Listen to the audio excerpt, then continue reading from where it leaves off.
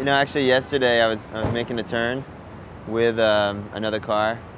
I was like turning across, and then another car was turning. So the one car is turning, and then there's another car they're turning, they're making an illegal move there, and I'm just trying to get around the whole thing and do it all. In a way, it just struck me in that moment. It was sort of like surfing, because I could tell what that one car was going to do, and I was just going to turn with it. Even though it was making the wrong move, I knew what it was going to do, and I was just going to go with it and kind of surf that illegally turning car like it was a wave, and I was just going out into the next street. It makes sense to ride a bike. There's nothing that's as suited to an urban environment and still allows you all the freedom and the fun. Why would you ride anything else?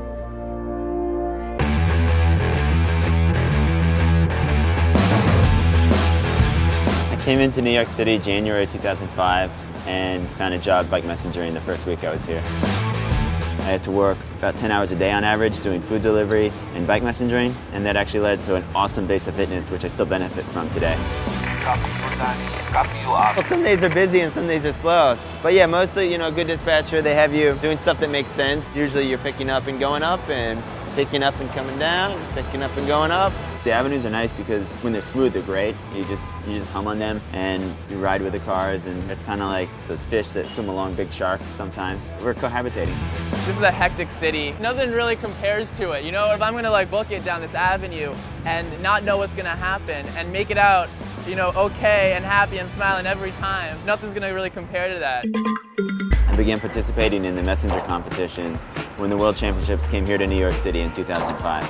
I live a lifestyle which has me on my bike every day, and you know that riding your bike a lot, it makes you fast, it can make you fast. But I'm also cognizant of when I shouldn't ride my bike, when I need to take a break and rest. Like, that's been more key to my success than being on the bike 24/7.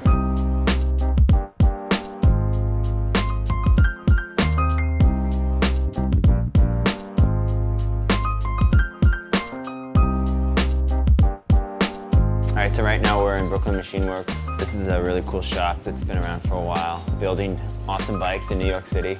In 2005, I think I made the first Gangster Track, and that's the bike Austin races. He happens to have one of the first and oldest ones. Probably the most versatile bike I've ever ridden. The bike is designed to be in and out of the cars, in and out of the streets, and take the potholes that you don't see.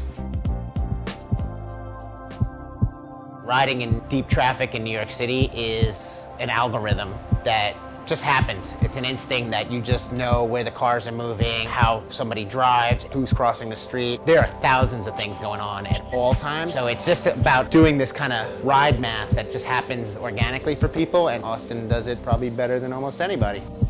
The whole thing is about anticipation. I'm looking for things that are moving and which way they're moving. So out of the corner of my eye, maybe between two cars, I'll see someone walk past, and I know that by the time I get there, they're going to be stepping out behind a panel truck and right in my path if I stay that way. So I'll give them some space.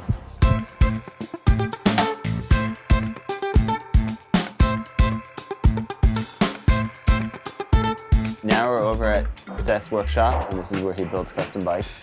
If you're riding all day, every day, it's kind of great prep for going out on the weekends and just crushing it. Well, yeah, it's exhilarating to ride a bike.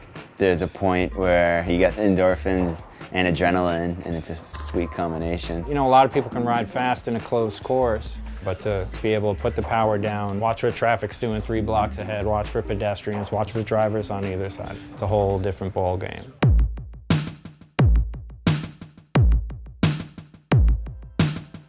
So I've had my bike stolen one time ever while working in New York, and it was right here at 2080 East 28. And when I came back out, my bike was gone. I didn't even lock it. I just had it fake locked. So the guy probably picked it up thinking he was gonna walk away with it, and then the lock fell out, and then he was like, oh cool, I can ride away. When I walked out of the place, I saw that my bike was gone, and then I was on Twitter and the internet, so I told everybody, and a friend of mine actually found it down on the Lower East Side, upside down at front of a deli about 3 hours later. New York played a role just in our geographic density, and then the number of eyes that I could have looking for it, that really helped and made a difference. The first situation I was ever in that could have gone really bad was when this cab cut me off coming down Fifth Avenue. He made an illegal turn across the entire avenue as I was proceeding straight.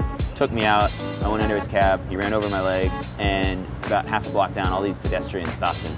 And New York City came to my aid. It was pretty cool.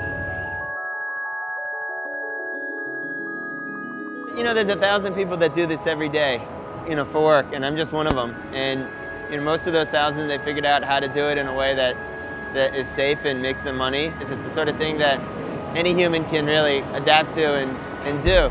It's rewarding and it's stimulating and it's different every day, and so it's one of the best jobs you can have in that regard. I should probably do some work now.